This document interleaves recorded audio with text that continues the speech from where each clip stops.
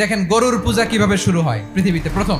বনি ইসরায়েলের এক দুষ্ট লোক ছিল, নাম সামিরি। সে সবাইরে বলল তোমাদের স্বর্ণগুলো ফালাও। স্বর্ণগুলো ফেললো, বনি ইসরায়েলের স্বর্ণগুলোকে গলিয়ে গরুর বাচ্চা বানালো, গোবৎস।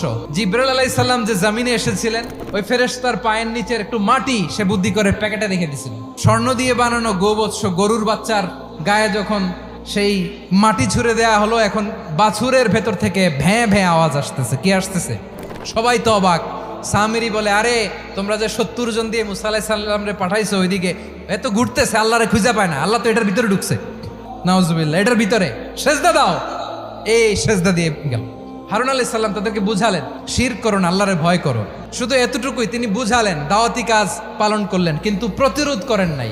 এই ঘটনা থেকে শিক্ষা কি? শিক্ষা হচ্ছে, আপনি শিরকের আড্ডাখানা দেখলেও বৃহৎ স্বার্থে তাওহীদের দাওয়াত দিবেন, প্রয়োজনে আপনি ঐক্য নষ্ট করবেন না। সুবহানাল্লাহ পড়বেন না?